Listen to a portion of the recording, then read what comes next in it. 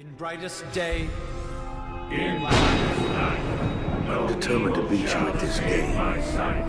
Let those Booyah. beware my power. Green Lantern. Goodbye, my son. My hopes and dreams travel with you. Mission to come aboard. Bien, bonjour les Anxios, et aujourd'hui on se retrouve pour le troisième groupe de ce grand tournoi sur les covers Aquaman. Troisième groupe de qualification, les poules comme on appelle ça, dans le milieu sportif. Et pas des moindres, ce groupe numéro 3, parce qu'en réalité aujourd'hui, il s'agit du groupe de la mort. Alex Maleev, Patrick Gleason, Ivan Van Sciver, Brian Bolland, Ivan Reis. On a du Brett Booth, Paul Pelletier et peut-être une petite participation d'un certain Jim Lee. Ouh, la crème de la crème aujourd'hui les petits gars. Ça va être très compliqué de départager les covers de ce groupe 3 dont la période s'étale de 2003 avec le premier numéro du volume 6 Aquaman qui est ici. Voilà. Je mets toujours en fait... en représentant du groupe, visuellement parlant, je mets toujours la cover qui est la première en fait du groupe chronologiquement parlant. Par exemple, sur le groupe 1, vous avez eu la showcase numéro 30. Tac. Et donc, c'est le groupe le plus conséquent en fait qu'on va avoir à classer aujourd'hui, enfin qu'on va avoir à classer dans cette phase éliminatoire avec 136 covers. Putain, j'espère que j'ai 2 heures devant moi, ça devrait le faire. 136 images les petits gars. Et donc il y aura un peu plus de qualifiés que d'habitude. D'habitude c'était 15. Là on va en avoir 21 évidemment. Puisque qui dit groupe plus gros dit plus de qualifiés. Le but c'est vraiment d'équilibrer les chances entre tous les groupes. 115 éliminés c'est énorme. On va y aller sans plus attendre. Alors on a fait la remarque et à juste titre. Critique constructive. Comme quoi, visuellement, c'était pas top en fait, parce que les miniatures sont en faible résolution, et donc du coup, moi, j'ai beau zoomer, ça pixelise, c'est pas terrible, peut mieux faire. Malheureusement, non, on peut pas mieux faire en fait, peut pas mieux faire parce que, pour la petite anecdote, surtout quand vous avez énormément de vignettes comme ça sur Tier Maker, pardon, il faut les réduire pas au maximum, mais pas loin. En termes de résolution pour pouvoir en caser un maximum, tu vois. Là, je peux pas me les mettre en 1080p les trucs parce que sinon je pourrais en mettre 3. Voilà. Donc là, j'en ai 136. Donc évidemment, c'est compliqué. Donc ce qui explique que moi, je suis obligé de les réduire de manière assez conséquente. Et après, forcément, ça a tendance à pixeliser. C'est pour cette raison aussi que je fais toujours un peu de montage. Et d'ailleurs, je vais le faire parce que je l'ai pas fait là. Bam, voilà. Donc là, je vous passe en revue les 30 premières covers qualifiées pour le tournoi. Tournoi qui se déroulera, je pense, courant novembre. On n'a pas encore délimité de date avec les copains. Mais voilà, courant novembre, on fera une soirée en live, un samedi soir. Et vous participerez. Je tiens vraiment à ce que vous participiez aussi. On fera évidemment des sondages. Et votre vote sera aussi important que le nôtre. Je tiens vraiment à ce qu'un maximum de gens participent à ce tournoi. Parce que moi, ce que je souhaite élire, c'est vraiment la plus belle cover Aquaman. Pas ma cover préférée, ou pas une cover élue par Cat Pignouf, tu vois. Malgré tout le respect que j'ai pour mes collègues. mais voilà, moi j'ai envie qu'il y ait un maximum de gens qui participent pour que la cover qui soit élue, qui va être élue la plus belle cover Aquaman, soit legit. Donc soyez présents, évidemment vous aurez les informations. J'ai cru que mon micro n'était pas allumé, j'aurais bien eu l'air d'un con. Vous aurez les informations un peu plus tard. Voilà, j'ai pas mal brodé, c'était pour laisser vraiment le temps au diapo de se mettre en place et de vous passer les 30 vignettes. Allez, c'est parti. Donc là, on est sur le premier numéro, la première issue d'Aquaman volume 6. Donc, qui est la série qui va suivre, celle initiée par Peter David en 1994 et terminée par Dan Jurgens en 2003, qui était Aquaman volume 5. Donc 2 ans après, nouvelle série en 2003. Une première cover d'Alex Maleev, on reconnaît grave son style d'ailleurs. Et on nous montre cette fameuse main d'eau magique qui va être le renouveau d'Aquaman. Aquaman est passé par une phase où il a eu la main arrachée par un harpon, qu'est-ce que je raconte? Arraché par des piranhas et remplacé par un harpon, et non pas arraché par un harpon et remplacé par un piranha. Ça n'aurait aucun putain de sens. Après, notre ami Eric Larsen a essayé de changer un petit peu ça en lui donnant une main bionique, en fait, comme du métal liquide, en fait, qui lui permettait d'adopter la forme désirée. Il l'a pas très bien exploité, Eric Larsen, donc du coup, ça revenait très souvent au harpon. Et puis là, on décide carrément de dégager cette histoire de harpon pour lui mettre une main en eau magique, qui lui est conférée par la Dame du Lac, qui est une entité magique inédite pour le coup, qu'on n'avait pas vu dans les histoires d'Aquaman jusque-là. Et en fait, c'est assez... Pour moi, c'est le point de départ de ce que j'appelle l'âge de lumière chez Aquaman. Parce qu'on a eu cette période dite de l'âge sombre, et ça correspondait plutôt bien au personnage, puisqu'il était dans une grosse phase de dépression, avec un deuil qui avait énormément de mal à se faire, et qui prenait beaucoup de temps à se faire d'ailleurs. Cette période un peu punk, un peu aigrie, un peu badass, un peu violente aussi, qu'a connu le personnage dans les années 90 sous la plume de Peter David. Et puis petit à petit, on rebasculait vers un Aquaman un peu plus sage, notamment sous la plume de Dan Jurgens. Et pour moi, ce changement, il va réellement s'opérer là, avec cette série en 2003. Le fait qu'on décide de lui enlever son harpon, qui était techniquement une arme, et de le remplacer par une main d'eau magique qui a le pouvoir de soigner, un peu comme le Christ, vous savez, cette main a des pouvoirs de guérison. Je trouve que justement c'est assez évocateur de ce que va être le personnage au cours de cette période, c'est-à-dire qu'il va être réhabilité vers la lumière en fait, ça va redevenir un boy scout. On va le voir notamment avec Geoff Jones aussi. Donc voilà, je trouve que c'est très intéressant d'avoir ce changement, qui n'est pas que physique pour le coup, mais qui est un réel changement d'état d'esprit. Et donc on la voit, cette main d'eau magique, sur la cover d'Alex Maleev. Donc je suis obligé de dézoomer à chaque fois pour pouvoir classer. Alors celle-là, je la mets en match de barrage parce que j'aime beaucoup, je suis très friand de ce que fait Maleev. Donc on va se la garder. Alors par contre, on a toujours du Maleev sur la cover numéro 2 et la cover numéro 3.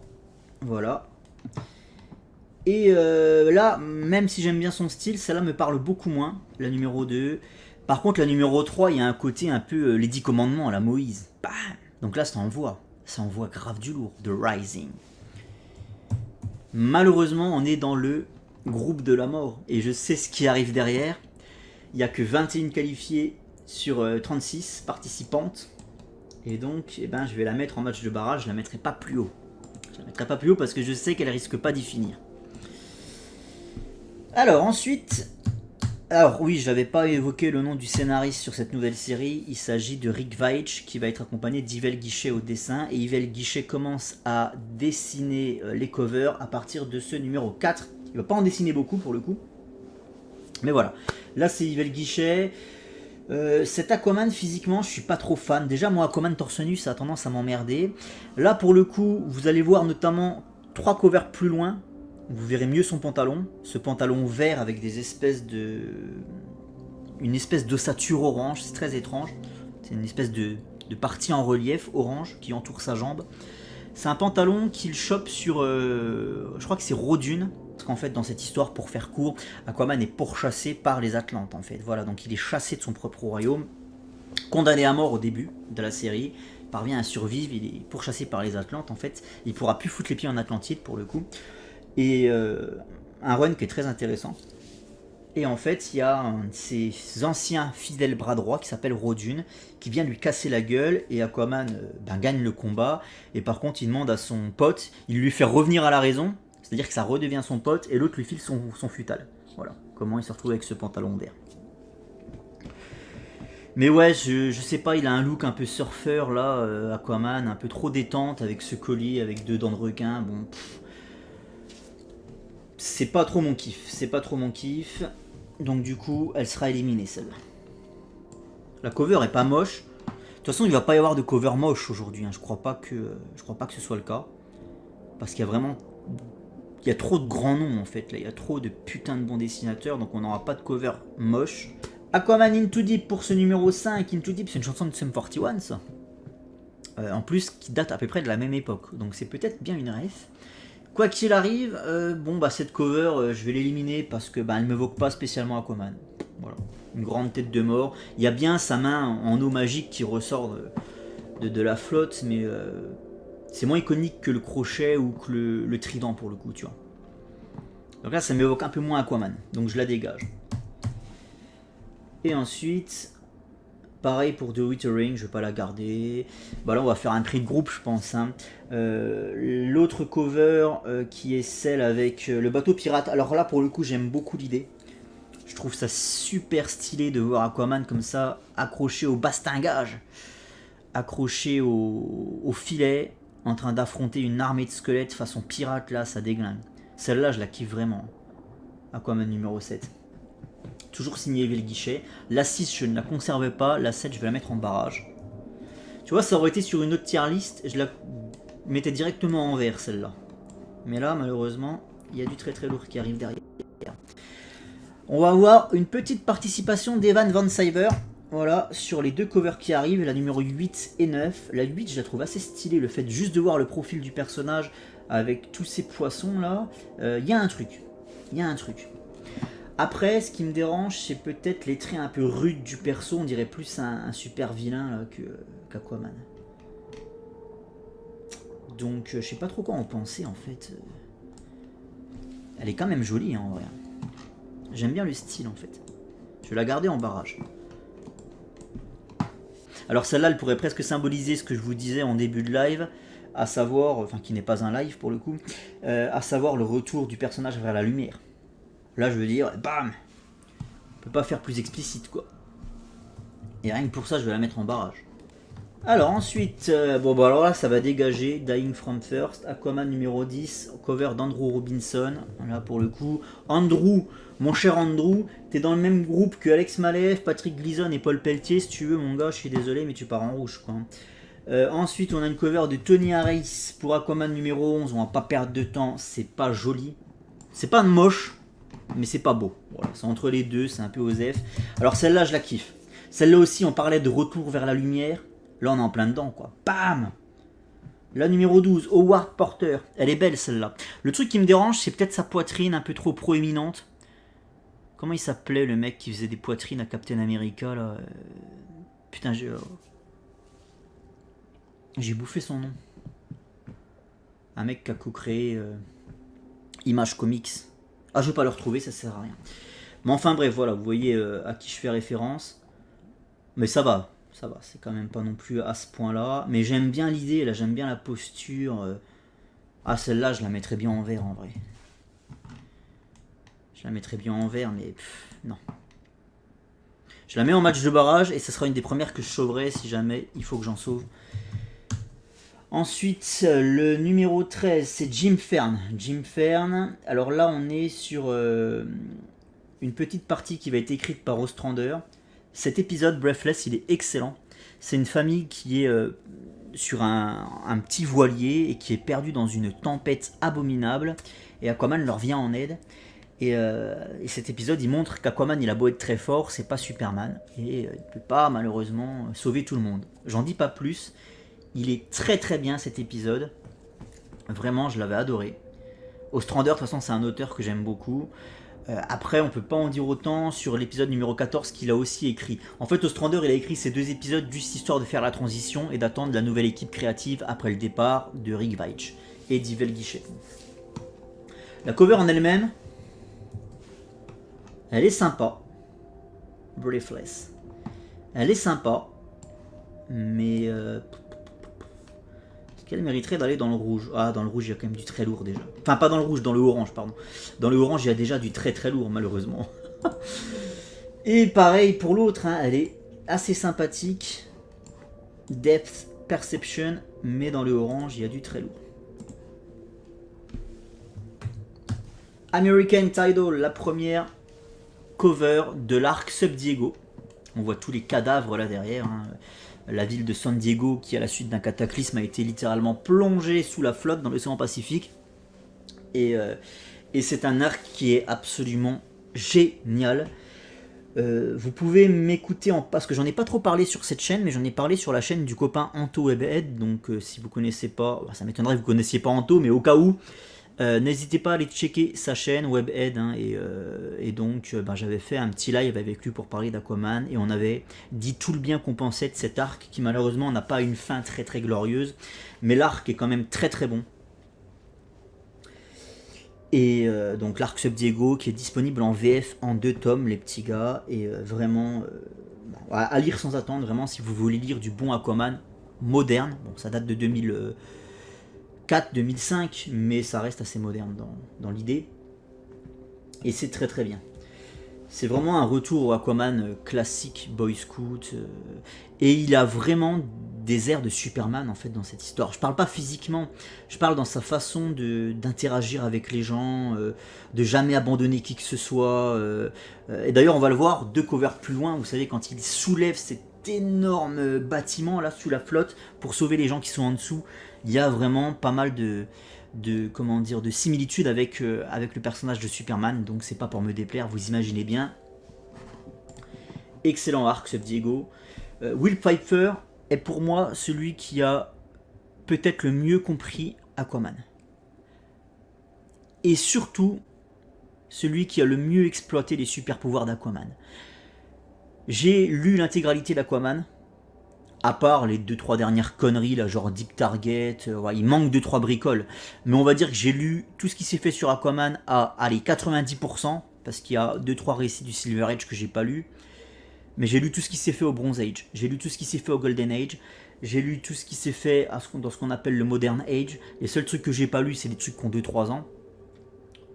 Laissez-moi vous dire, les petits gars, que je n'ai jamais vu un Aquaman aussi bien exploité dans l'utilisation de ses super pouvoirs que par Will Pfeiffer dans Sub Diego. C'est absolument génial. Voilà.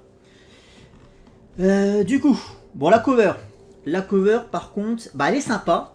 J'aime bien tous ces cadavres derrière. Dit comme ça, c'est un peu bizarre. Mais ouais, j'aime bien l'idée. Les rayons de soleil qui percent la surface comme ça. Clac.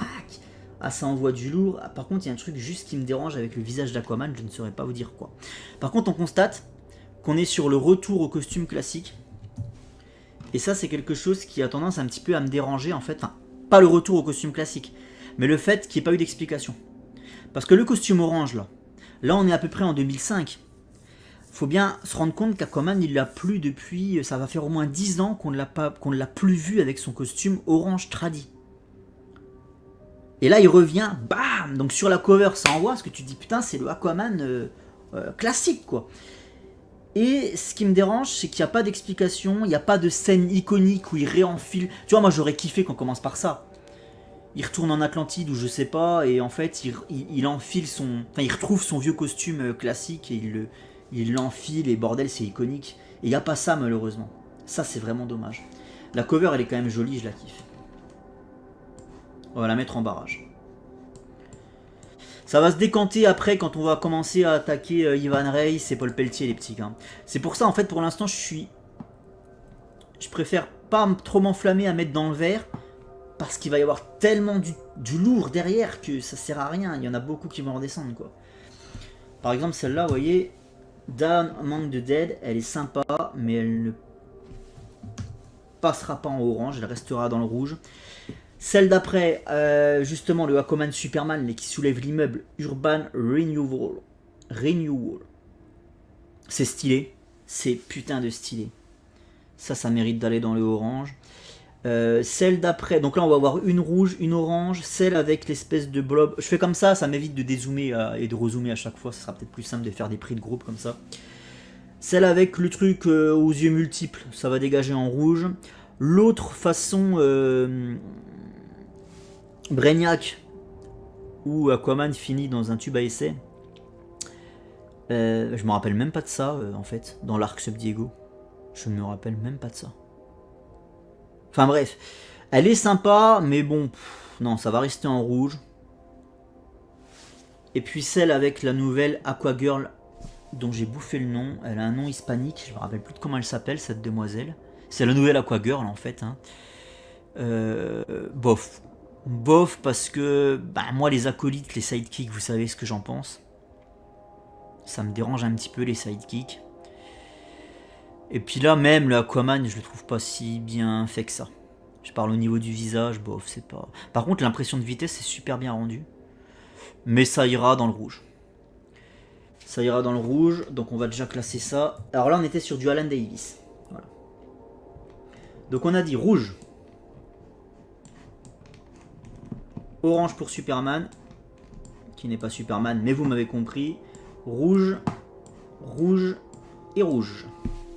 Et là on arrive sur Patrick Gleason. Patrick Gleason qui est déjà au dessin sur la série, c'est juste que là c'est sa première cover pour le coup. Donc on est au numéro 21. Donc il prend la suite d'Alan Davis sur les covers. Et bon bah celle-là, en fait moi j'ai du mal avec le Aquaman de Patrick Gleason. Patrick Gleason, je remettrai jamais en doute son talent. Évidemment que c'est un très grand dessinateur. C'est un très grand nom, il a plus aucune preuve à faire. Hein. Mais moi j'ai beaucoup de mal sur son Aquaman qui est un peu trop cubique. Qui est un peu trop large d'épaule. Là c'est Brock Lesnar, je vois pas Aquaman, je vois Brock Lesnar. On est dans la surenchère en termes de musculature. J'ai beaucoup de mal avec ça. Aquaman, il faut qu'il soit quand même musclé parce qu'évidemment c'est un nageur. Mais il faut qu'il soit... En fait justement, Aquaman, il faut qu'il soit musclé comme un nageur. Comme un nageur olympique. Tu vois, un Yann Thorpe ou ce genre de mec, c'est pas Schwarzenegger à sa belle époque. Et là le problème c'est qu'on est plus dans du Schwarzy que dans du Yann Thorpe quoi. Donc non, ça ira en rouge. Et ça va aller en rouge pour pas mal de covers de notre ami Patrick Gleason en vrai. L'autre d'après, je la trouve assez sympa avec The Heel Strikes, L'Anguille qui est un super vilain, qui avait déjà fait une toute première apparition à l'époque d'Eric Larsen. Une apparition très brève. Je veux dire, le mec il est sorti de l'ombre, il s'est fait péter la gueule en 2-2. Mais voilà, l'idée de ce super vilain de Heel n'est pas nouvelle. La cover est sympathique, j'aime beaucoup la foudre derrière qui frappe. Là, Aquaman, il est beaucoup plus raisonnable au niveau de ses proportions. La main d'eau magique derrière, le tourbillon. Il se passe quelque chose sur cette cover. Il se passe quelque chose, je vais pas l'éliminer tout de suite. Je pense pas qu'elle tiendra la comparaison avec tout ce qui va se faire sur volume 7. Mais sait-on jamais. Et alors celle-là j'ai envie de la mettre en vert. Mais ce serait peut-être pas raisonnable dans le groupe de la mort de la mettre en vert. Celle-là, elle aurait été dans n'importe quelle autre poule, elle finissait en vert. Je la kiffe. C'est peut-être parce qu'il y a une majorité de noir et de orange qui sont mes deux couleurs fétiches. Mais vraiment, j'ai l'impression que le personnage descend vraiment dans les profondeurs. Il fait nuit noire. En fait, c'est la lumière dans les profondeurs. C'est la lumière dans les ténèbres, tu vois, sur celle-là. Et si je mets l'autre à côté... Hop, qui lui correspond. Ce qui est très bizarre, c'est que l'autre, elle vient 3 numéros après. Parce que là, c'est vraiment dans l'ordre chronologique que je les ai classés. Hein. L'autre, elle vient 3 numéros après, mais vous voyez qu'elles se répondent l'une et l'autre. Et je les kiffe. Alors, Aquagirl, malheureusement, tu finis en rouge, mais parce que t'es Aquagirl, en fait. Donc ça dégage. Par contre, toi, je te mets en orange. Je te mets en orange et... j'étais à 2 doigts de te mettre dans le vert, en vrai. Donc toujours Patrick Gleason. Hein. De toute façon, là, on est sur du Patrick Gleason jusqu'à la 37. Donc la 37, c'est celle-là. Celle avec le spectre. Je la remets à sa place. Donc là, on va être sur du Patrick Gleason tout le long. Water War. Pouf, Aquaman sur un tank avec des grosses sulfateuses. Non, merci, ça y va en rouge. Celle-là, elle est assez connue. Toujours le Aquaman de Patrick Gleason, j'ai du mal, je sais pas, j'ai du mal au niveau du visage, il y a un truc qui me dérange un peu. Il y a un côté un peu flash, tu sais, super vitesse sur celle-là. Mais non, je la qualifierais pas. Un affrontement avec Ocean Master, non, pareil, je la qualifierais pas. Je la trouve pas très originale, l'explosion derrière, il n'y a rien de très sans sas, quoi. C'est un peu du déjà vu qui plus est. Celle-là avec le crapaud busted, alors là Aquaman est absolument affreux sur celle-là, donc elle va partir en rouge. Et enfin une où il colle une raclée à Superman, avec sa main d'eau magique. Elle est stylée. Elle est stylée de ouf. Je vais peut-être la mettre en orange celle-là. Bah pour une fois que... Tu me diras, le pauvre Superman, il se prend des branlées par tout le monde. J'allais dire, pour une fois que Superman, c'est pas lui le boss, tu vois. Mais en fait, non, c'est faux ce que je dis, parce qu'il se prend toujours des branlées par tout le monde, le pauvre, alors que c'est clairement le plus puissant de tous, quoi. Et ça, c'est un truc qui a tendance à m'énerver, d'ailleurs. Mais bon, là, c'est Aquaman, je suis pas non plus complètement... objectif. Kiss of Death. Je comprends pas celle-là, il embrasse qui, là? Il embrasse Garth? C'est Garth, ça? On sait pas. C'est ridicule, ça dégage. Qu'est-ce que c'est que cette histoire? En plus, on dirait qu'il est chez le dentiste, là. Enfin, bref, non, ça va pas. Alors, celle-là, encore moins.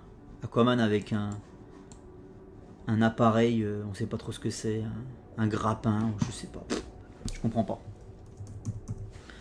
Celle avec Black Manta et Aquaman enchaîné, ça ira en rouge. Celle avec Mera, qui est la cover du volume 2 de Sub Diego chez Urban.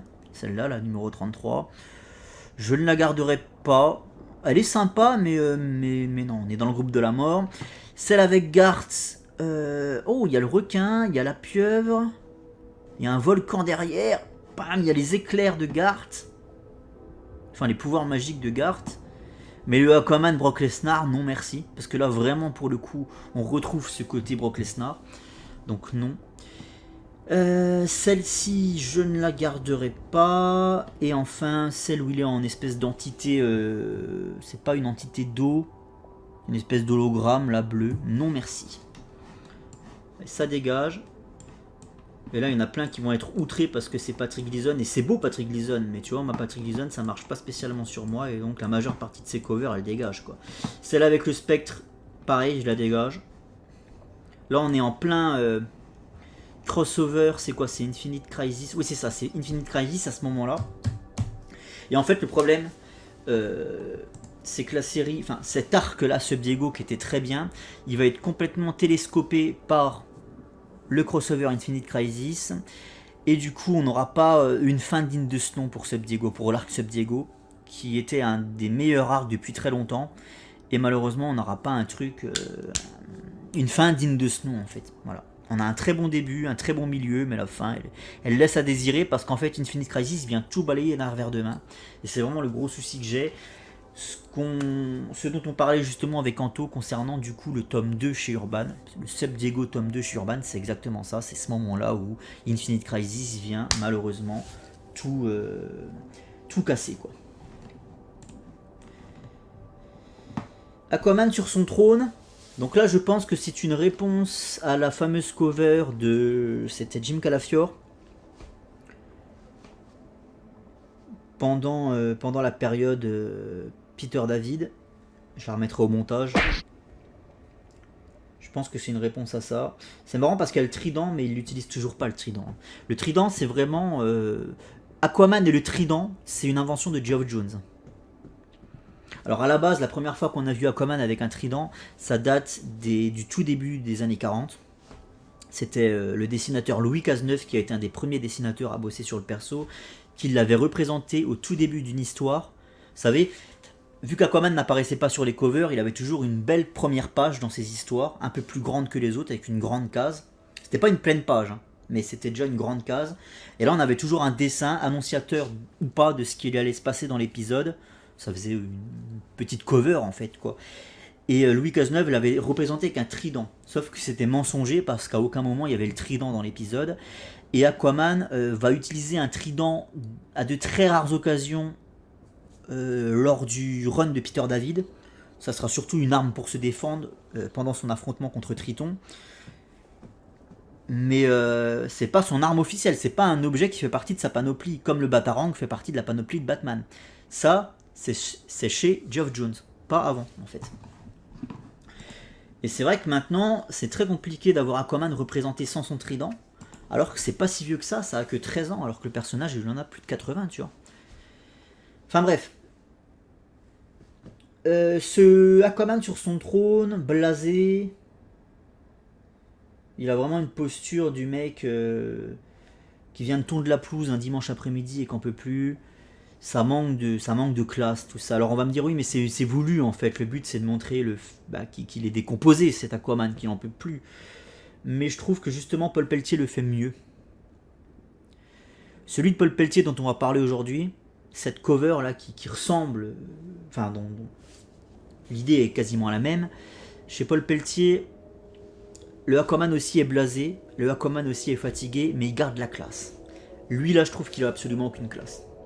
Donc non, je ne le garderai pas. Puis même le Aquaman en lui-même, je trouve pas si bien réussi que ça, une fois de plus. Et là, un dessinateur que vous connaissez tous pour la cover du numéro 39, Brian Bolland, le dessinateur de Killing Joke. Et bof. Alors là, il y a un côté très Silver Age sur celle-là. Rien qu'à la gueule des poissons là à côté, j'ai l'impression que c'est une cover du Silver Age. C'est un truc qu'aurait pu très bien dessiner Nick Cardy. L'hommage est, si c'est un hommage voulu, l'hommage est sympa, mais je préfère, quitte à faire du vintage, je préfère Nick Cardy ou Ramon Afradon pour le coup. Même si Ramon Afradon n'a jamais vraiment dessiné de cover Aquaman. Alors ensuite on est sur... Alors c'est très étrange ce qui s'est passé avec cette série numéro 6. Parce qu'en fait, comme vous pouvez le constater, on va garder la numérotation. Là on était à l'épisode 39, donc sur la Aquaman volume 6. Et là on passe sur l'épisode 40. Par contre la série change de nom. On change complètement de registre, on change complètement d'univers. Ce n'est plus le Aquaman qu'on connaît. C'est une autre version en fait. Alors j'ai toujours pas lu Sword of Atlantis, ça fait des années que je l'ai dans la collecte. J'ai le premier TPB, mais vu que le deuxième TPB est introuvable, j'ai dû compléter cette série, enfin cette maxi-série du coup, en issues. Et en fait, j'attends d'y lire. J'attends de faire mon encyclopédie. Voilà, quand dans mon encyclopédie j'en serai rendu à là, je le lirai, comme ça sera très frais. Là ça sert à rien d'y lire là pour dans 6 mois devoir me retaper la lecture quoi. Kurt Busiek au scénario et Butch Guice pour les dessins. Et sur la cover ici c'est Jackson Guice, donc ça doit être son frangin, peut-être son papa, je sais pas, j'en sais rien. Donc Aquaman Sword of Atlantis, on est dans un délire Heroic Fantasy. Ça n'a absolument rien à voir avec Aquaman volume 6, mais ça conserve la numérotation d'Aquaman volume 6, mais pas le titre. Et là, c'est à n'y rien comprendre. Donc en très gros, on pourrait considérer qu'on est sur une maxi-série Aquaman Sword of Atlantis, et que là, ce serait le numéro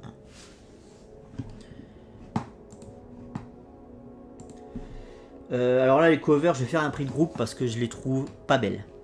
En fait, le problème, c'est que c'est pas mon Aquaman. C'est un Aquaman, c'est une autre version d'Aquaman. Et du coup, j'ai pas spécialement envie de garder ces covers en fait. Ça va aller vite. Par contre, celle avec Ocean Master est sympa. Alors attendez, du coup, on va déjà classer tout ça en rouge. Ah, puis regardez, Mera, elle est affreuse. Non, mais regardez sur celle-là, Mera, on dirait une patronne de PMU. Là. Tu sais, une patronne de bar à pute. La patronne de bar à pute qui est affalée sur le divan, tu rentres. Eh mon beau, tu cherches une jeune louve pour la nuit. Tu sais, avec une clope, mais pas une clope, mais au bout d'un bâton. Et la meuf, elle a le soutien-gorge qui dégueule, elle a le petit grain de beauté au-dessus de la lèvre. Tu sais, c'est la vieille rondière, tu vois, elle a 55 balais, ça fait des années qu'elle se fait tartiner. Et là, eh mon beau, tu cherches une jeune louve pour la nuit, t'as trouvé le bon endroit. Voilà, elle a cette tête-là, Mera. Et franchement, du coup, non. Ça va pas du tout. Donc ça dégage. Celle avec la sirène, je l'aime bien, mais c'est pareil, quoi. Je vois pas une cover Aquaman. Puis en fait, ce qui me dérange, c'est les épaulières. Je trouve ça ridicule. Alors vous me dites ce que vous en pensez, les gars. Je trouve ça ridicule d'avoir des épaulières, mais d'avoir les manches courtes. Ça fait aucun putain de sens. Si t'as des épaulières, c'est que t'as une armure lourde, en fait. C'est que t'es couvert de la tête aux pieds, tu vois. Ça sert à quoi de mettre des épaulières si t'as les avant-bras qui sont... Enfin, je comprends pas le délire, en fait. Et je trouve que c'est ridicule. En plus, les épaulières, elles sont... Tu vois que c'est un rajout, tu vois que ça fait pas partie intégrante du costume. C'est un truc qu'il a racheté à côté, tu sais. Les épaulières, elles auraient été travaillées pour se fondre dans le costume, ça aurait rajouté un plus. Mais là, non, je trouve que c'est pas terrible, quoi. C'est vraiment pas terrible.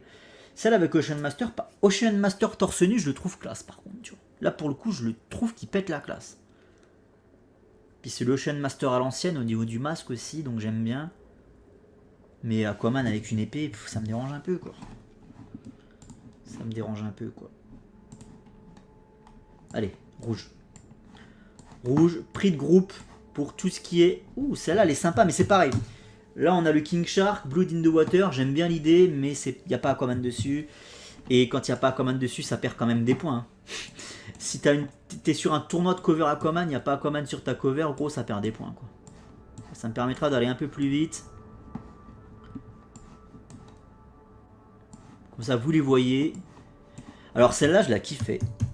Celle avec les espadons là, je la trouve assez futée celle-là. J'aime bien, elle est rigolote en fait. Elle est maligne, mais elle finit en rouge quand même. Celle-là, elle est absolument affreuse, là, avec la grosse chaîne. Non, ça dégage. Et alors là, les petits gars, vous avez vu ce que j'ai vu. On va arriver sur du très très lourd. On va arriver sur Aquaman volume 7. Ça tombe bien, la catégorie verte est encore vierge. C'est voulu, parce que là, ça va fuser. Là, les petits gars, on arrive sur du Ivan Reis. On est post-Flashpoint. Alors d'ailleurs, on va peut-être classer les covers Flashpoint en premier. Afin de toujours rester dans l'ordre chronologique, j'ai donc mis les 3 covers de Flashpoint, cette mini-série Emperor Aquaman. Pareil, que j'ai acheté, que j'ai toujours pas lu, parce que bon, ça me fait pas kiffer, quoi. C'est pas Aquaman, quoi. Aquaman de Flashpoint, c'est pas Aquaman. Ça me fait un peu chier de dire ça. Le Aquaman méchant, bon, bof, flemme.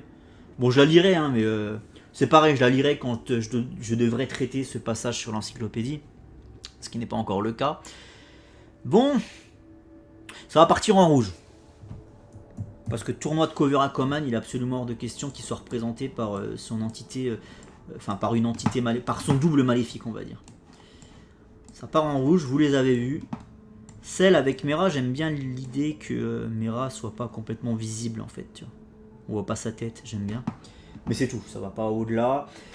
Et donc, là, Flashpoint, qu'est-ce qui se passe après Flashpoint? Les New 52 et la série Aquaman, écrite d'une main de maître par Geoff Johns, une des meilleures séries Aquaman ever. Enfin, le début de la série, le run de Geoff Johns, hein, parce que ce qui vient après c'est beaucoup plus compliqué. Mais voilà, et ça c'est disponible en français. On est, je pense, très nombreux à avoir découvert l'univers d'Aquaman grâce à Geoff Johns et grâce aux New 52. Je pense qu'on est une grande majorité en vrai. Et pourquoi ça nous a tous tapé dans l'œil? En tout cas, j'en ai toujours entendu que du bien de cette série parce qu'elle est très bien écrite. Mais pourquoi aussi ça nous a tapé dans l'œil? Parce qu'au dessin, les petits gars, il y avait quand même Ivan Reis et Paul Pelletier, quoi. Ivan Reis sur la première partie et Paul Pelletier qui vient un peu plus tard. Et c'était à se damner. Tellement c'était magnifique, quoi. Visuellement, c'était une des plus belles séries de New 52. Hein. On va pas se le cacher, quoi. Regardez-moi toutes ces covers, elles sont incroyables, elles vont toutes finir dans le vert. Là. Alors peut-être pas la première. Ça c'est Aquaman 0. Ça c'est l'origin story. Inspirée de celle de Robert Bernstein et Ramon Lafradon de 1959. Geoff Johns il allait retaper dans cette origin story pour écrire la nouvelle. Et maintenant c'est l'origin story canon d'Aquaman. Mais il faut bien comprendre que quand il a repris cette origin story, c'était plus le cas depuis 1989. Hein. Donc il allait retaper dans ses classiques, il a remis ça au goût du jour. Moi personnellement, c'est pas l'origin story que je préfère largement celle de R.L. Fleming et qui a été retravaillée par Peter David. Mais bon, ça n'empêche pas que celle-ci est très cool aussi. Aquaman numéro 1, avec les fameuses créatures de la fosse, les trench. Alors celle-là elle est stylée. Bam! Celle-là, elle est stylée. Hein. Mais il y en a des beaucoup plus jolies qui vont arriver. Donc, en attendant, on va la mettre en orange. Putain, il y a déjà tout ça en rouge, bordel. Tu me diras, j'ai fait des gros prix de groupe. C'est pour ça que je suis allé assez vite, en fait. Oh, et là, ça va commencer à être compliqué. Là. Celle-là, c'est une masterclass. Mais c'est lequel, celui-là? Ah, c'est le numéro 10. Ah, mais c'est pas dans l'ordre. C'est bizarre parce qu'en fait, ouais. C'est plus dans l'ordre là. On a skippé pas mal de covers. Là, elles sont où d'ailleurs ces covers? Ah, ça m'a foutu le merdier là. 7, 8, 9, ouais. Bon, je suis désolé, le logiciel Tiermaker qui m'a foutu le boxon dans ma liste là. Donc, du coup, c'est plus dans l'ordre.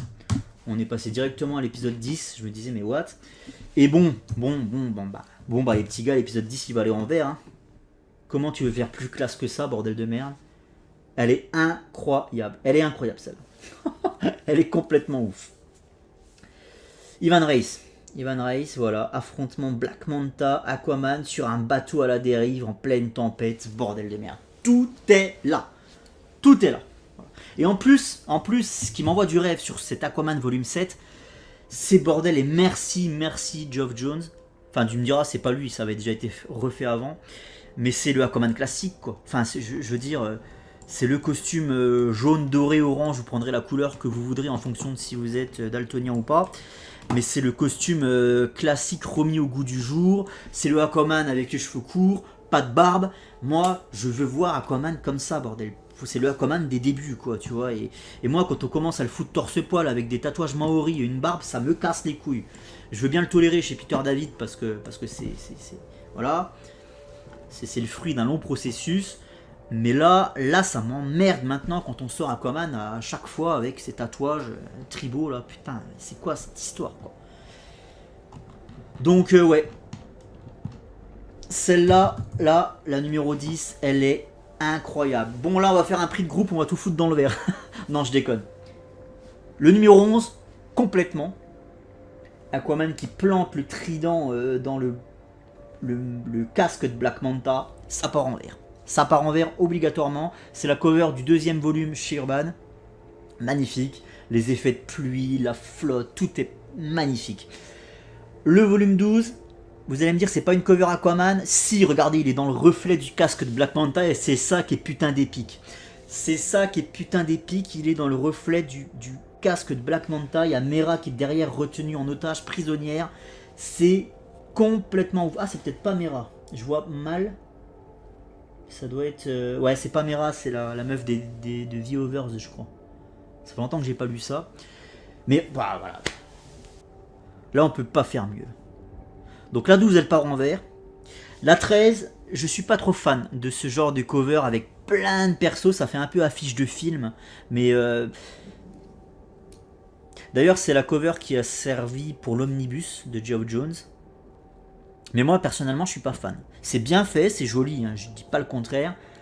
Mais trop de persos, et ouais, ça me fait penser à une affiche de film. Donc celle-là, je ne la garderai pas. Celle-là, elle ira en rouge.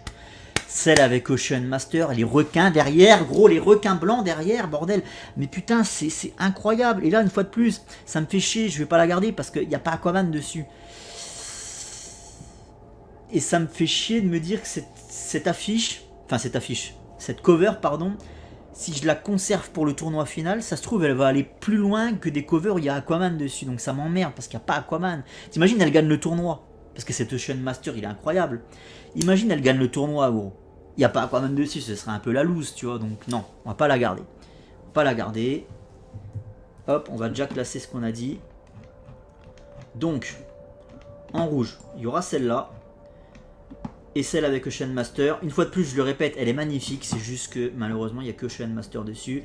Par contre, celle-là, elle part en vert directement.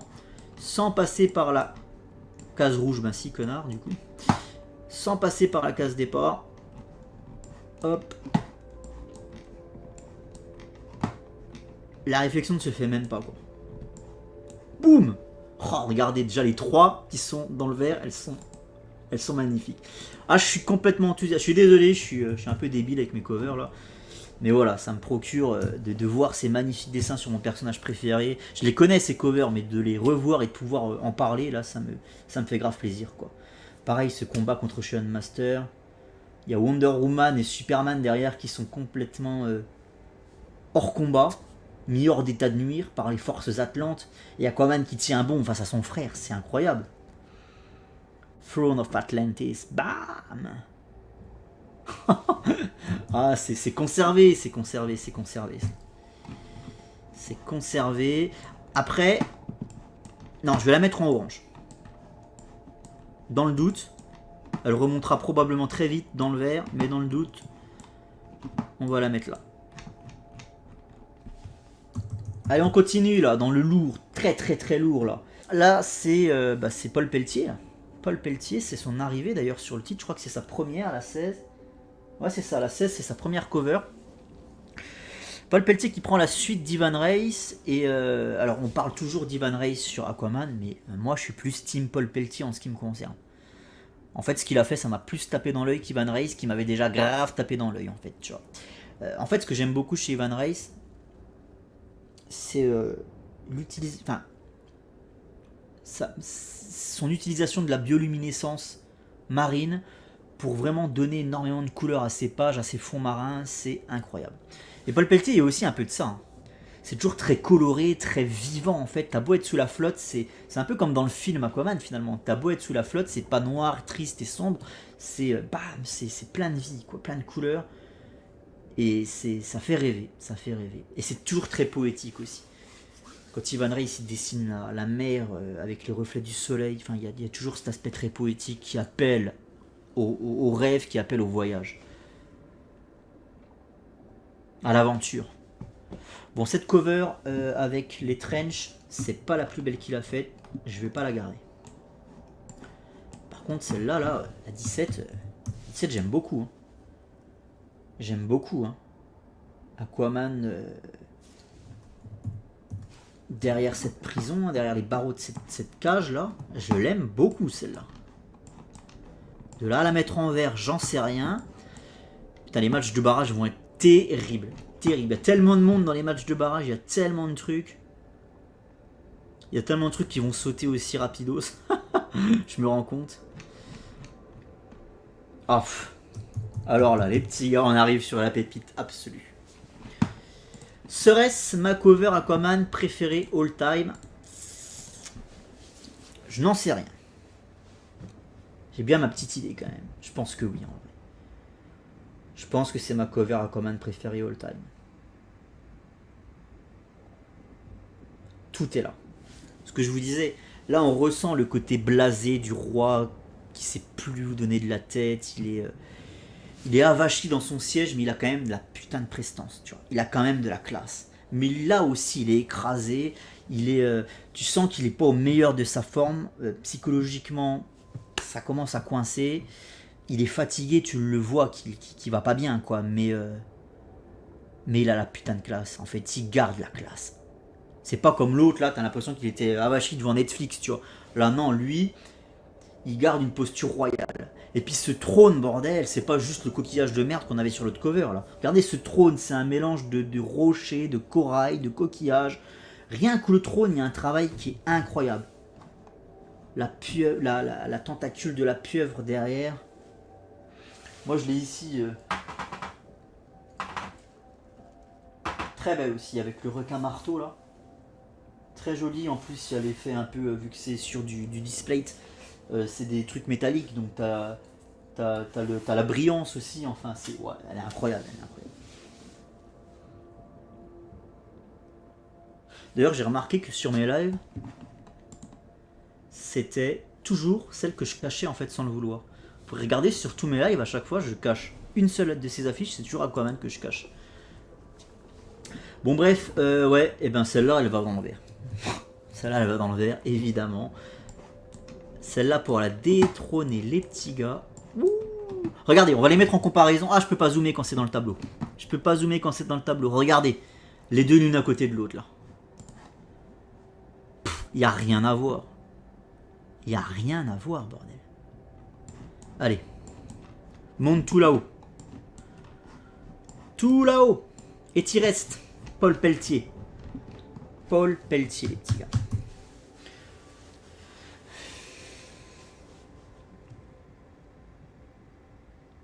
Ah, je viens de me rendre compte d'un truc sur la cover du numéro 2.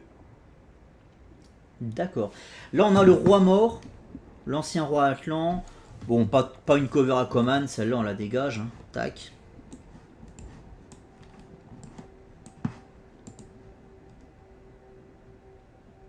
Et alors là, je vais me rendre compte d'un truc sur la cover 2 que j'avais jamais vu avant.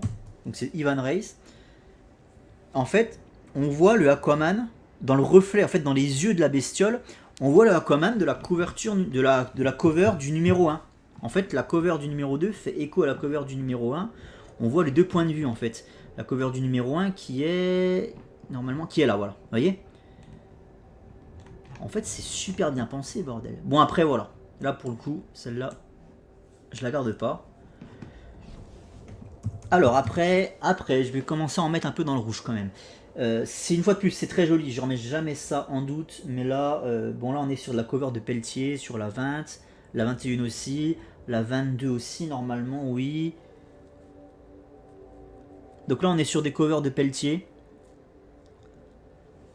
Bon, je les trouve pas sensationnelles, celles-là, on va pas les garder.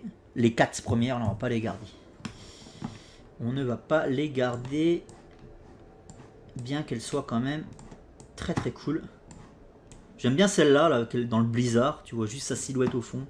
Mais bon, c'est pas suffisant pour se qualifier aujourd'hui. Là, on est sur une cover Black Manta.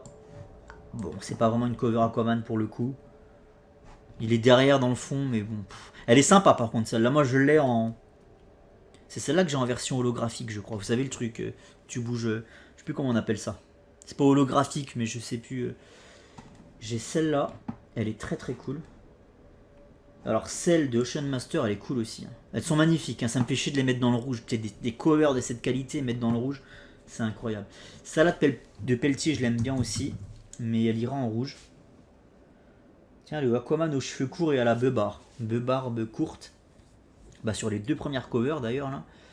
C'est un petit peu ce qu'on va avoir en 2025, normalement. Numéro 24 et 25. 2 covers de Pelletier. Pas assez plus jolies. Elles sont quand même incroyables. Quoique celle-là, je vais quand même envie de me la garder en vrai. Le seul truc qui me dérange, c'est qu'il est torse-poil. Là, il aurait son costume, elle serait parfaite. Enfin, parfaite. Elle serait plus jolie déjà. Mais je vais quand même me la mettre de côté. J'en ai que 4 sur 21 en fait, tu vois, je suis un peu trop timide là, il va falloir que j'en mette dans le verre. Up in the Sky, c'est une ref à Superman, j'imagine. Pour celle-ci, toujours Pelletier. Elles sont quand même belles en vrai, hein. Putain. Celle Up in the Sky là. Regardez bien le... Comment on appelle ça là? Point de fuite, c'est ça, je sais pas, moi je suis très mauvais hein, quand il faut parler technique. L'effet là, du bond hors de l'eau, on ressent toute la puissance et la vitesse. Elle est belle celle-là, j'ai bien envie de la garder en verre. Et la deuxième, je la trouve aussi incroyable. Il est tout petit, mais il est iconique. Tu le reconnais, il est minuscule face à cette énorme bête des profondeurs. L'arc en question est pourri. Là, on est sur la période Jeff Parker. Mais on s'en fout, on parle pas des récits. Hein. On parle pas des récits. Hein. Là, on parle des covers de Pelletier. Putain, les deux là, j'ai envie de les garder. Même celle avec la grosse bestiole, j'ai envie de la garder en vrai. Le fait d'avoir Aquaman si petit face à l'immensité de cette créature, ça t'annonce à quel point il est quand même craqué. Celle avec le requin, je pense qu'on peut la garder aussi. Même si, bon, en soi, elle est un peu débile parce qu'il devrait pas avoir peur d'un requin, en fait. Après, si on prend en compte le fait que, bon, les requins sont difficilement contrôlables quand il y a des effluves de sang, tout ça, allez, pourquoi pas. Pourquoi pas. Mais c'est vrai qu'Aquaman qui fuit un requin, c'est un peu débilos. Du coup, ça me met le doute. Est-ce que je la garde ou pas? En fait, le requin est bien fait. Mais c'est un peu débile qu'Aquaman fuit un requin, quoi. Est-ce que scénaristiquement, il y a un truc qui justifie qu'à ce moment-là, il a du mal à garder le contrôle sur les animaux? Je sais plus, hein, parce que c'est Jeff Parker et j'ai pas envie de relire ça, quoi. C'était tellement mauvais. Vous savez quoi, on va la garder quand même et on va se dire que, bon, il fuit un requin parce que scénaristiquement, c'est justifié, voilà. Par contre, celle avec le gros Golgoth qui soulève la truc, ça dégage. Et puis même celle d'après, où il est en train de... Alors là, pour le coup, c'est Ivan Reis sur l'autre. Celle d'après, où il est en train d'embrocher une créature de la fosse. Elle est magnifique, mais elle dégage. Voilà, comme ça, on a fait le tour. Up in the Sky, je vais la mettre en vert, je la trouve ouf. Moi, en fait, c'est l'effet de hauteur et de vitesse quoi, sur cette cover que je trouve super bien réussi. Il faut commencer à en mettre dans le vert parce que il y a quand même de la place. Ensuite, on a celle-là, je la mets en vert. Et celle avec le requin, je me la garde. Toujours en se disant que voilà, il n'arrive plus à contrôler les animaux à ce moment-là. Alors je sais plus vraiment ce qui se passe dans cette histoire, c'était tellement de la merde. Mais au cas où, voilà. Le Golgoth, ça dégage. On a dit. Touk. Ensuite. Bon, je ne veux pas la garder. La numéro 31, je ne la garde pas. Moi, le Swamp Thing, ça me dérange un peu, quoi. La numéro 32, je ne la garderai pas non plus. Même si Mera est sublime. La numéro 33 est assez intéressante. Ah non, quoique là, il fait une tête de gogol dessus. Sur celle-là, il fait une tête de gogol. Mais c'est con parce que j'aimais bien l'idée d'avoir les bras de la créature. Je crois que c'est la chimère. Ouais, c'est ça. C'est la chimère, là, la créature inventée par Jeff Parker. Qu'on voit d'ailleurs sur le numéro 34. Mais ça va en rouge. Parce qu'en fait, Aquaman, il a une tête de gogol dessus. Et du coup, la chimère qui est juste là, bah, elle va partir en rouge aussi parce que bah, c'est pas une cover Aquaman, quoi. Même si le dessin est beau, je le rappelle. De toute façon, je vais pas le répéter à chaque fois. Alors ensuite, ça, c'était le 5e tome chez Urban. Ou le 4e, 5e, je crois. Le 4e, c'était les requins, ouais, c'est ça. Bon, j'ai jamais été trop fan de cette cover.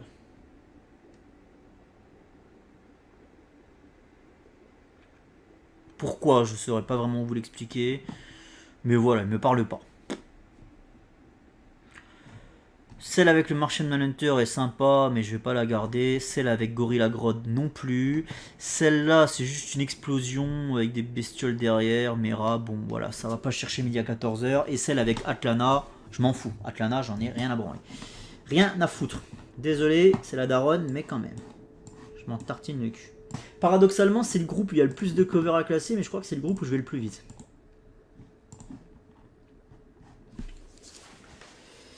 Alors la première, je la garde pas. Food for the Trench, non, ça ne me dit rien. Donc là, on est sur du Ivan Reis. La 40, ça doit être la dernière de Pelletier. Ouais, c'est ça, c'est la dernière de Pelletier, la 40. Il revient pas après. Avec le volcan derrière, bon, ça manque de flotte, ça manque de poissons. La 41, alors là, c'est l'arrivée de Cullen Bunn sur la partie New 52, donc qui succède à Jeff Parker, qui lui-même succédait à Geoff Jones.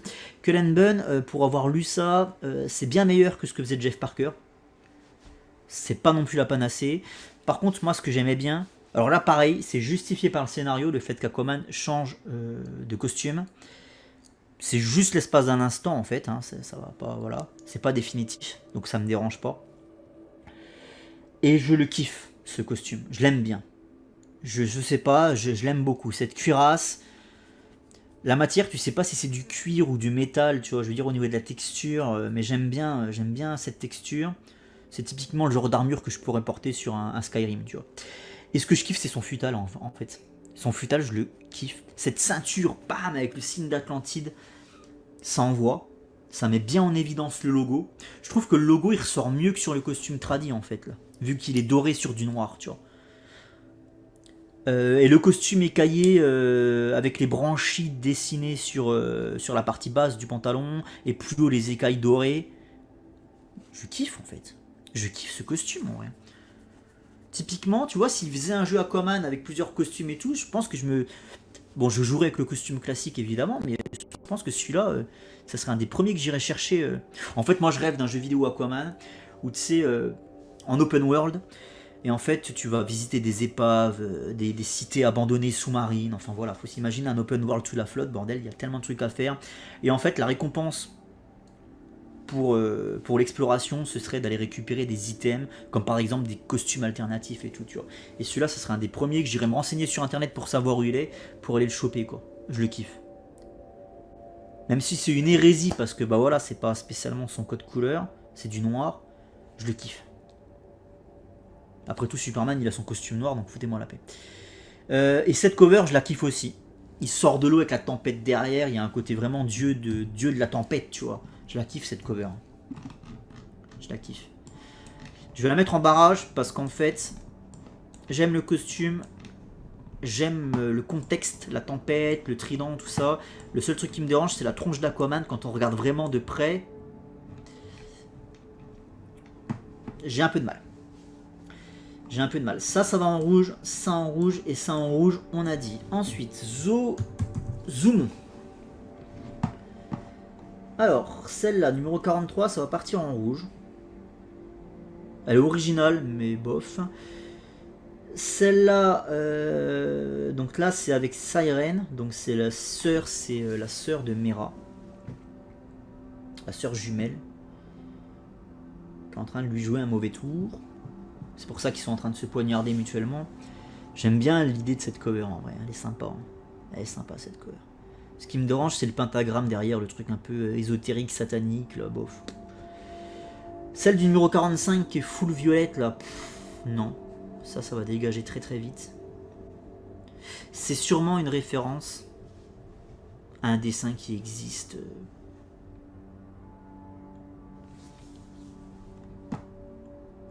Mais en tout cas, moi, voilà, ça me parle pas plus que ça. Et celle avec Wonder Woman, non plus.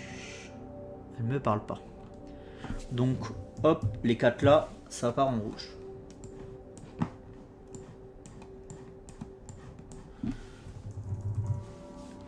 Celle-là, elle est stylée, mais est-ce que c'est une cover Aquaman? En fait, quand il y a beaucoup de personnages, j'estime que c'est une cover Aquaman si on ressent que c'est lui le leader. Si on ressent que c'est lui le leader du groupe qui est sur la cover, ok, pour moi c'est une cover Aquaman. Si par exemple il est au fin fond, t'as Superman devant avec Wonder Woman et que lui il est au fin fond, c'est pas une cover Aquaman, tu vois ce que je veux dire. Ce serait plus une cover Justice League ou Superman. Là on voit bien que c'est lui qui mène les troupes. Hein.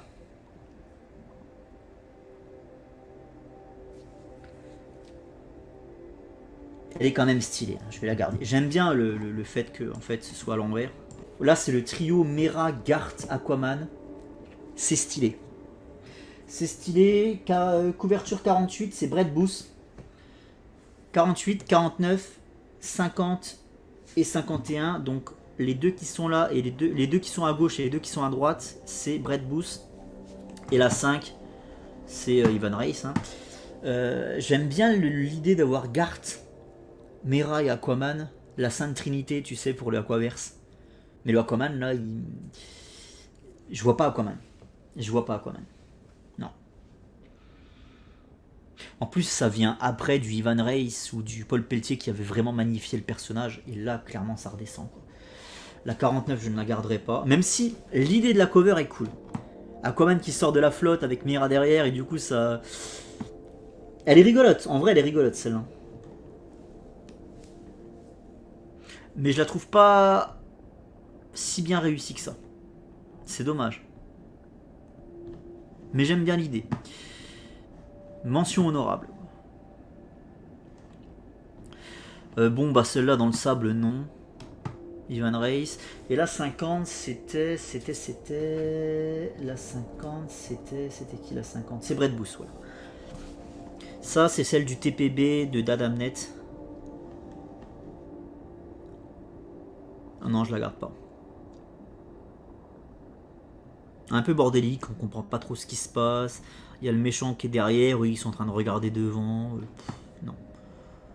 Par contre, les deux persos sont quand même bien réussis. Et celle-là, elle met à l'honneur clairement le Scavenger.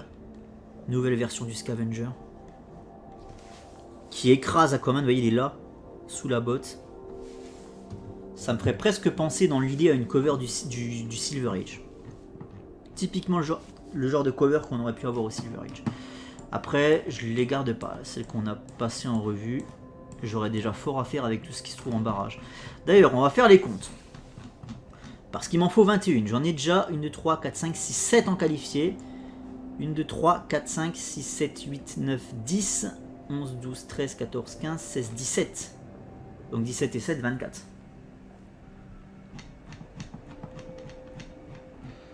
Donc il y en a déjà 3 de trop en fait. Il y en a déjà 3 de trop. Celle-là, je la garde pas. Celle-là, c'est une cover Mera. Magnifique. Mera. Magnifique. Mais c'est un tournoi Aquaman. Et là, avec The Others... non. Ça ne me dit rien. Ça ne me parle pas. Peut-être parce que ce sont des personnages un peu no-name en vrai derrière.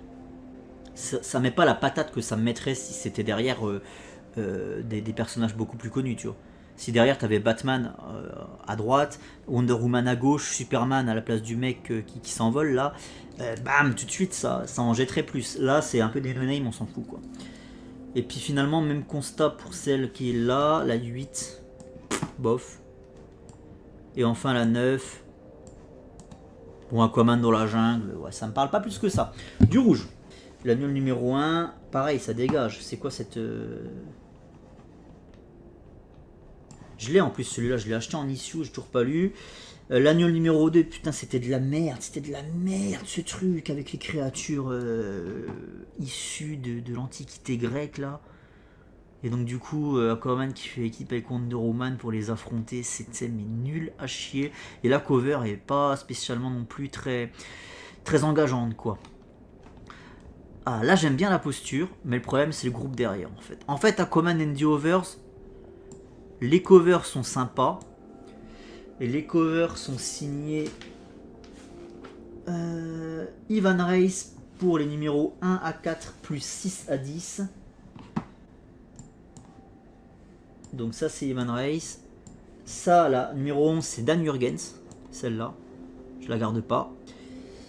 Et celle-là, bah ça c'est Evan Race. Encore.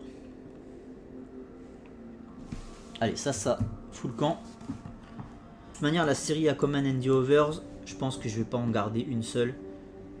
Parce que bien que le personnage soit généralement prédominant sur la cover, en fait ce qui me dérange c'est les gens qui sont avec lui en fait. C'est pas...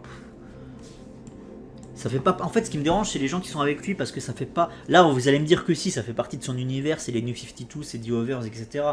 Mais pour moi ça m'évoque pas le Aquaverse quoi. Ça serait Mera, Garth, Vulko, ou même des bad guys, tu vois.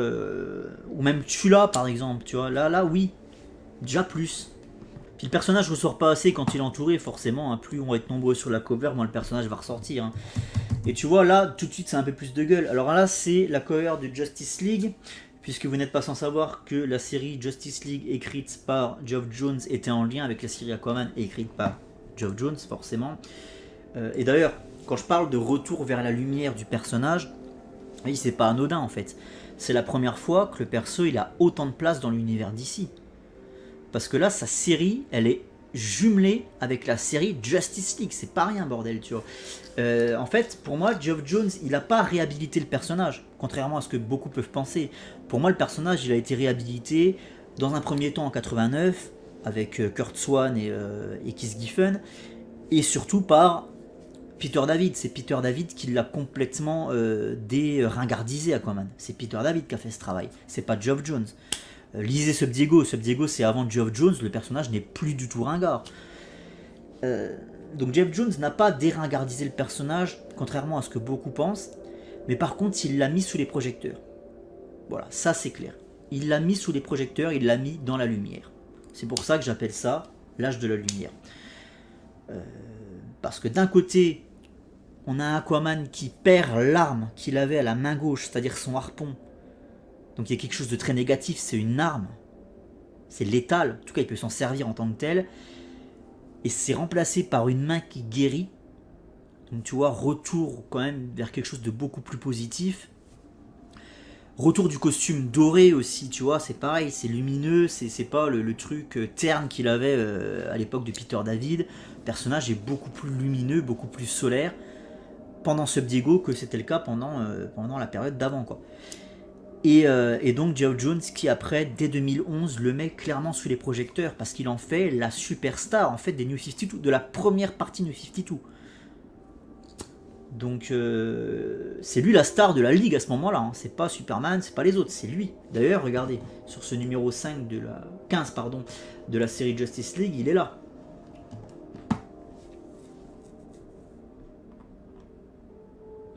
Ce qui me dérange, c'est le fond blanc. J'en ai déjà parlé, moi les covers fond blanc, je trouve que ça fait un peu feignant. Moi je préfère quand il y a un décor derrière, il y a un truc, tu vois. Là c'est pareil, là c'est quand même stylé, quoi. Le fait que pour le coup, tu vois là pour le coup, bam, c'est une couverture de groupe, mais tout de suite, ça a plus de classe quand il y a Batman et Superman, plutôt que quand c'est les tocards de The Others, là. Avec tout le respect que je leur dois. Mais quand même je la garde pas. Alors celle-là, moi des fois j'ai des goûts un peu de merde. Et vous savez que j'aime bien quand le personnage est iconisé sans qu'on le voit. J'aime bien en fait. Tu vois, quand on reconnaît un personnage sans qu'on le voit. Ou... Pour moi, une des plus belles covers sur Wonder Woman, c'est celle de J.G. Jones. Je crois que c'était lui. Non, c'était Alex Ross. Wonder Woman est hors champ. Elle est hors cadre carrément. Tu vois juste sa botte qui écrase le visage de Batman au sol. Tu vois, elle le domine. Et en fait, tu reconnais à la botte que c'est Wonder Woman. Ça, c'est une de mes covers préférées. Je pense même que c'est ma cover préférée Wonder Woman. En fait, le personnage, il est tellement iconique, tellement grand, tellement grandiose, tellement puissant, qu'il tient pas sur ta putain de cover. Il tient pas, mais tu le reconnais. Là, Ocean Master derrière, qui pète la putain de classe, qui a récupéré le trident, qui n'est pas un trident parce qu'il a 5 dents. Mais on peut considérer qu'en fait, il n'y a que les 3 du milieu qui comptent. Et le mec, il a aussi la cape de Superman. Mais là, pour le coup, c'est Ocean Master, c'est pas Aquaman, tu vois ce que je veux dire. C'est lui qui a l'honneur, c'est Ocean Master. Il a aussi le lasso de vérité de notre Diana. Ocean Master, il a éclaté la gueule à la Justice League. C'est ça qu'elle veut te dire, cette cover. Je la kiffe, vraiment, je la kiffe. Mais je la garderai pas parce que c'est Ocean Master qui m'y a l'honneur. Ensuite, l'autre, bon... Est-ce que c'est vraiment une cover Aquaman, celle-là? Mais c'est cool de voir Aquaman qui vient en soutien de Superman. Ça, j'aime bien l'idée. Ça le met quand même en valeur, tu vois. Et là, on a... Bam, celle de Jim Lee. La seule de Jim Lee. Il en avait fait une autre de cover, Jim Lee, pour les besoins du recueil des 75 ans du perso. Mais je ne l'ai pas sélectionné parce que moi, je préfère garder que les covers des issues, en fait. C'est pour ça que j'avais pas gardé la cover Time and Tide, parce que c'est la cover du TPB, c'est pas la cover des issues de Time and Tide, en fait.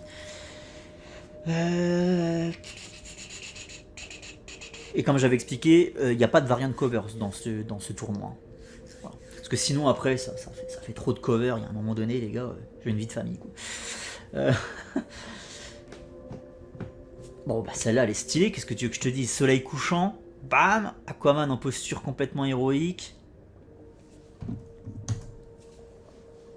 C'est pas ma préférée du jour. Ça a beau être Jim Lee, hein, mais Jim Lee, après, il est pas non plus complètement intouchable. Hein. Moi, j'aime bien la Wonder Woman de Jim Lee. J'aime bien son Superman. Mais son Aquaman, j'ai un peu plus de mal. Ça reste quand même plus joli que certaines qu'on a vues aujourd'hui, c'est clair. Mais il y a des trucs qui me dérangent. Les favoris, déjà, ça me dérange. Les favoris, là, je comprends pas. Je comprends pas l'idée, d'autant plus qu'il l'a pas dans sa série. En fait, c'est ce qui me dérangeait, en fait, sur cette période New 52, c'est que j'avais pas l'impression que le Aquaman de la série Justice League était le même que le Aquaman de sa série solo. J'avais l'impression d'avoir deux personnages complètement différents, tu vois. Aussi bien physiquement que mentalement, d'ailleurs. Là, physiquement, bon, là il a ce collier de perles, c'est les joyaux de la couronne Atlante, je crois, dans mes souvenirs. Non, j'aime pas l'idée du collier, hein. Vraiment, j'aime pas du tout l'idée du collier, quoi. Puis le costume, j'ai l'impression qu'il est en relief. J'ai l'impression que quand tu passes ta main dessus, tu sens des petites boules. Et ça me dérange aussi un peu, dans la texture du costume. Ah, je suis en train de faire mon chiant, là, mais après, elle pète quand même la classe, on va pas se le cacher, elle pète la classe. Je vais la garder quand même. Je tiens à le préciser, je vais quand même la garder. Et celle de Secret Files and Origins, je ne la garde pas. Il n'y a rien qui va sur cette cover. Donc, rouge, rouge, rouge. Et alors celle-là, Jim Lee. Vert. Où c'est que je suis? Vert ou orange quand même? Est-ce qu'on ne passerait pas déjà en phase de barrage, lui? Est-ce qu'il mérite sa place dans le vert directement? Ah, elle envoie quand même, hein. Alors là, ça va être le dilemme cornélien, les petits gars. Il m'en manque donc 14. 1, 2, 3, 4, 5, 6, 7, 8, 9. On en a 18. Donc il y en a 4 qui vont dégager dans les matchs de barrage. 4 qui dégagent. J'ai déjà une petite idée de la première qui va dégager, c'est celle-là.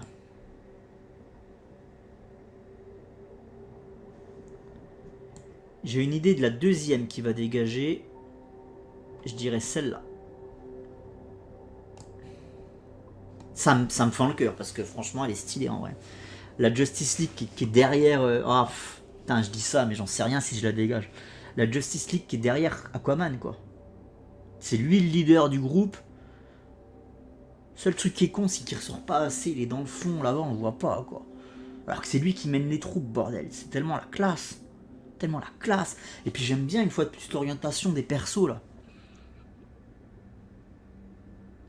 Tu sais, d'habitude, les personnages de la Justice League, ils s'envolent. Tu sais, ils ont un mouvement qui va de bas en haut. Là, c'est l'inverse, parce qu'ils descendent dans les profondeurs. C'est stylé, en vrai. Là, tu vois, je vois de Hill Strikes. Ah là là, je sais pas, le dilemme est cornélien. Je vais supprimer celle de Paul Pelletier, celle-ci. Je l'aime beaucoup. Je l'aime beaucoup, mais le truc qui me dérange, c'est l'absence de costume. Là, il aurait eu son costume tradi, elle aurait gagné des points. Elle descend. Et après, vous allez me dire, bah à ce compte-là, faut descendre celle-là. Oui, mais non, celle-là, je vous ai expliqué que j'aimais bien le costume noir. Et là, c'est abusé. Là, c'est chaud. Là, c'est vraiment, vraiment dur. Tu sais que Jim Lee, il est quand même sur la sellette. Hein, je suis à 2 doigts de le dégager. Celle-là, la première du run de Cullen Bunn, je ne voulais pas préciser, mais c'est une Trevor McCarthy, je crois. Ouais, c'est ça. C'est Trevor McCarthy au cas où. Je ne l'avais pas précisé tout à l'heure. Celle-là, je la garde. Celle-là, déjà, c'est sûr, je la garde. Le truc des pirates, là, ça me fait kiffer. En plus, là, on est sur le volume 6, et ça, je ne vous l'ai pas dit, mais au niveau de la typographie, c'est une de mes préférées. J'aime beaucoup le A qui est dans le rond, là, comme ça. J'aime bien cette typographie qui fait un peu antique, tu vois. Celle-là d'Ivan Van Sciver, je la kiffe. Honnêtement, j'aurais jamais pensé que je l'aurais qualifié aujourd'hui, là, celle-là, avec les poissons. J'aurais jamais pensé que je l'aurais qualifiée. Mais là, elle me tape dans l'œil. Je la redécouvre, en fait. Alors, attendez, je vais la regarder, parce que je l'ai en... Je l'ai en issue, celle-là. Ouais, là, je l'ai sous les yeux, les gars, et en fait, c'est bizarre, hein. Mais elle m'avait jamais plus marqué que ça. Hop. Tac, format solo. Elle ne m'avait jamais plus marqué que ça jusqu'à aujourd'hui. C'est là, en faisant le classement aujourd'hui, je me dis, mais en fait, elle déglingue, celle-là. La petite signature qu'on reconnaît de Monsieur Van Sciver. En fait, je trouve qu'elle déglingue. On reconnaît le personnage. Alors, j'expliquais, il a peut-être les traits un peu trop rudes, le visage vachement sombre, il fait presque super vilain. Mais un truc qui vient de m'interpeller, c'est qu'il va à contre-courant de tous ces poissons qui semblent complètement affolés. Tous ces poissons sont en train de fuir. Il y a un banc de poissons qui est en train de fuir une menace, un danger. Et lui, déterminé, il va à l'encontre de ce danger. En vrai, elle est incroyable. En vrai, elle est complètement ouf. Je viens de tomber amoureux de cette cover. Je la redécouvre aujourd'hui, quoi. Là, je vois vraiment le visage apeuré, enfin le visage, la gueule apeurée de tous ces poissons. Et lui qui est hyper déter et qui va à l'encontre du danger. Oh là là. Allez, ça part en vert. Direct. Direct, ça part en vert. Et je crois que je vais même garder l'autre de Monsieur Van Sciver.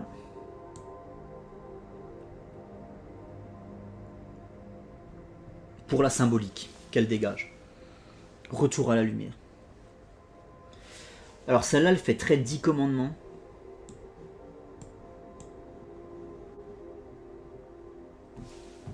Je peux rezoomer un coup là? Ouais, je peux rezoomer un peu quand même.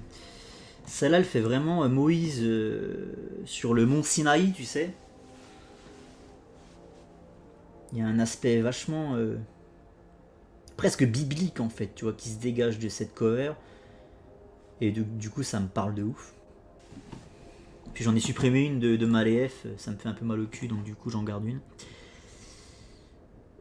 Ah, faut que j'en supprime encore une là, mais laquelle, bordel, laquelle? Ah, j'ai envie de dégager celle-là des fois, parce que celle-là je la kiffe aussi, en plus c'est le Aquaman numéro 1 New 52, donc elle est mythique cette cover. Elle est mythique parce que là, bam, t'as le Aquaman classique qui arrive avec son trident, boum, les créatures derrière. Lui il est déter, elle déglingue, elle est sublime. Putain, je vais dégager Jim Lee ou bien?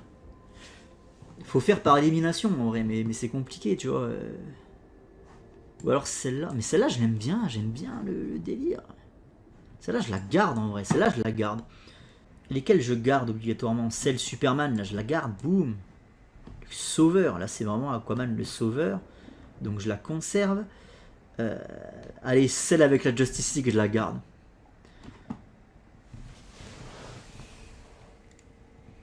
Du coup, ça fait chier, elle est à l'envers. Il n'y a pas Batman sur la cover, c'est dommage. Puis c'est pas le vrai Superman, c'est Superboy, quoi.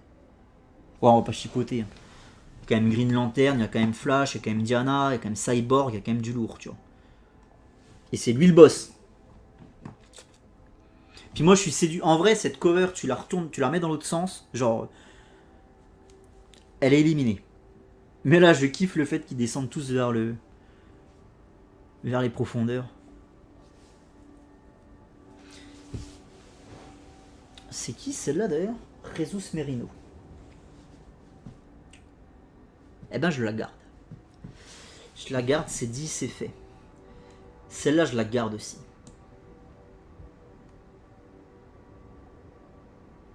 Ce qui me bluffe, c'est la lumière derrière là, je la trouve. Je trouve les effets de lumière super bien foutus. Les effets de flotte peut-être un peu too much. Mais je la garde, parce qu'en vrai elle dégage un truc de ouf, quoi. Et celle-là aussi je la garde. Ah putain, c'est vraiment le groupe de la mort. Hein. Là il faut que j'en élimine une sur celle-là, les gars. En vrai j'y arrive pas, quoi. Instinctivement j'éliminerai celle-là, mais plus je la regarde, plus je me dis qu'en fait non, elle envoie, quoi. Elle envoie grave celle-là. Je garde celle-là. Une fois de plus pour la symbolique. The Last Man Standing, tu vois, de la Justice League, bam. Ça aurait été encore mieux s'il y avait le corps d'Al Jordan et de Batman derrière, ou de Barry, tu vois, enfin bref. Mais là, c'est The Last Man Standing, bam, sur devant Orm, ça déglingue. Ça déglingue. Et American Takeout, je la garde parce qu'il y a 15 000 morts derrière et c'est putain de drama, quoi. C'est putain de drama, tous ces morts là, tu vois qu'il peut rien faire, il est complètement dépassé par la situation. Et en fait, on est pas suffisamment profond sur la surface pour plus qu'il y ait le soleil, en fait. Il y a encore le soleil qui arrive à traverser. Et donc du coup, ça fait un effet de lumière incroyable. Qu'ils le mettent, tu vois, il est sous les projecteurs. Mais paradoxalement, il est entouré de cadavres. Donc il se dégage un truc de cette cover. Est-ce qu'on peut en éliminer une d'un groupe d'avant pour qu'il y en ait une qui prenne sa place? Non, je ferai pas ça. Alors d'ailleurs, je tiens à préciser, j'avais fait un petit sondage là sur la chaîne. Parce que j'hésitais. Concernant la toute première pool, le premier groupe, celui des années 60 à 90, j'avais éliminé la cover où Garth se tient au-dessus d'Aquaman prêt à l'enfourcher sous les ordres de Black Manta, tu vois. Et j'avais dit que cette cover, en fait, le seul truc qui me dérangeait, c'est que Black Manta, il avait l'air d'un plouc derrière, là, à califourchon, le gars. Et en fait, c'est ce qui me dérangeait sur cette cover, pour ça que je ne l'avais pas gardée. Et puis en revoyant le classement, je me suis dit qu'au final, elle est quand même vachement iconique. Enfin, vachement iconique. Pas pour Aquaman, parce que lui, il est en PLS, il va se faire planter par son sidekick, donc ça craint un peu pour sa gueule. Mais elle est vachement mythique, quoi. C'est la mort du prince, elle est quand même forte, elle est quand même chargée d'émotions, cette cover.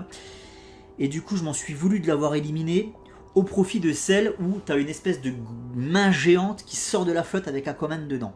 Je me suis dit peut-être que celle-là, en fait, moi je l'aime bien, mais est-ce qu'elle mérite d'aller plus loin dans le tournoi? Et je me posais cette question, et c'est pour cette raison que je vous ai soumis ça au sondage. Et si vous m'aviez dit que vous préfériez celle avec Garth, j'aurais du coup éliminé celle avec la main pour garder celle avec Garth. Mais au final, là si je regarde, d'ailleurs je vais clôturer le sondage, je pense. Mais en très gros, vous avez été assez unanime sur la question. Si je regarde les résultats du sondage à cette heure-ci, il y a déjà 121 votes. Donc c'est quand même pas mal.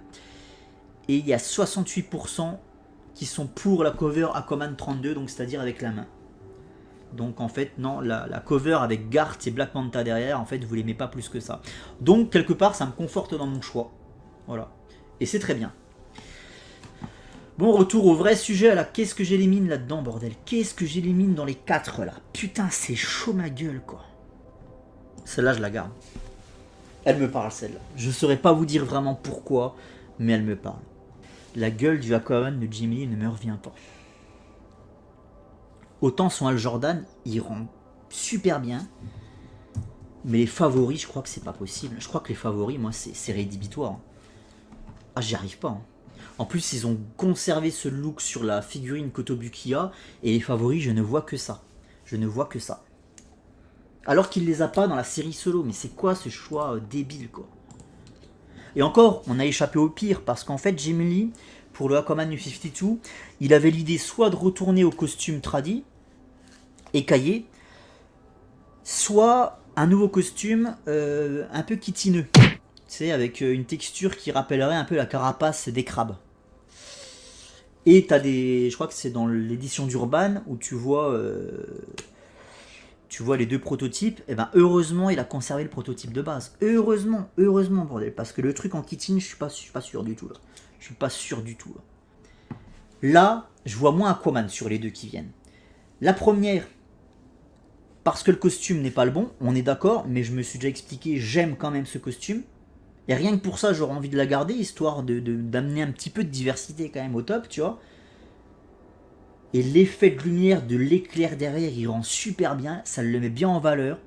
Il y a un aspect dieu du tonnerre, comme je disais, un peu Thor, tu vois, bam, ça pète. J'aime cette ceinture là, qui est abdominale avec le A. Le truc qui me fait chier, et là il a un vrai trident pour le coup, c'est pas, tu vois, je préfère ce trident. Alors là c'est le trident de Neptune ou de Poséidon, non je crois que c'est Neptune. C'est le trident de Neptune qui est complètement pété. Ce trident il lui permet de léviter dans les airs, il lui permet d'ouvrir des portails magiques, enfin le trident il est complètement craqué du slip celui-là. Je crois que je vais dégager le Aquaman de Jim Lee les gars. Je crois que je vais dégager le Aquaman de Jim Lee. Allez hop, ça dégage, hein, puis c'est tout, hein. Qu'est-ce que tu veux que je te dise? Ça parle mal. Non, parce que moi, celle-là, je la kiffe avec les éclairs et tout. Le seul truc qui me fait chier, c'est son visage, quoi. Il est pas... Je la garde. Et le Aquaman de Jim Lee. Les favoris, ça passe pas. Et le collier, ça passe pas. Non, le collier, j'ai du mal. J'arrive pas avec ce collier énorme, là. Putain, what the fuck, quoi. C'est quoi ce collier dégueulasse? Heureusement, ils l'ont pas gardé pour la figurine Koto. Les 21 qualifiés, les petits gars. Allez hop, petit montage pour vous montrer ce qu'on a sélectionné aujourd'hui. Il y a quand même du très lourd. Ouah, quand tout ça va rentrer en confrontation avec les covers de Seijik. Parce que sur le prochain groupe, les petits gars, allez, je fais un peu de teasing là. Prochain groupe, on a du Seijik, évidemment. Il y a du Andy Kubert, alors une cover d'Andy Kubert. Il y a un petit peu de Rafa Sandoval, mais ne vous enflammez pas, c'est pas du Rafa Sandoval dans sa meilleure forme, on va dire. Il y en a une de Riccardo Federici. Il y a du Robson Rocha qui sont magnifiques. C'est dommage que ce soit les covers d'un run dégueulasse, celui de Kelly Sue Deconic. Mais on parle que des covers, on le rappelle. Bon, volume 8, ça va être moins la folie qu'aujourd'hui, mais il y a Seijik. Et en vrai, je crois que Seijik, je crois que tout va être dans le vert en vrai. Bon, on verra ça quand on les classera. Mais je me dis que quand les covers de Seijik vont rencontrer les covers de Pelletier ou d'Ivan Reis, ça va être un clash incroyable. J'espère que les copains ils vont bien choisir, ils vont pas faire de la merde. Et vous aussi, je rappelle que vous participerez à ce live, les petits gars, vous serez dans le chat et vous voterez. J'y tiens vraiment. D'ailleurs, dites-moi ce que vous pensez de mes choix dans les commentaires, ça aussi j'y tiens. Dites-moi au détriment de, si vous aimez celle de Jim Lee, dites-moi au détriment de laquelle, de celle que moi j'ai gardée dans les vertes là, vous l'auriez sélectionnée. Dites-moi où j'ai fait de la merde selon vous en fait. Bref les petits gars, merci à vous tous d'avoir suivi encore cette troisième vidéo. La quatrième arrive bientôt. Je vais peut-être même la faire dans la foulée d'ailleurs. Peut-être que je pense à me restaurer quand même. Mais voilà, dites-moi vraiment ce que vous en pensez dans les commentaires. Et je vous tiens au courant bientôt pour vous dire quand est-ce qu'on se fera cette petite soirée live pour terminer ce tournoi. Allez, ciao les zingues, merci à vous tous. Et à très bientôt.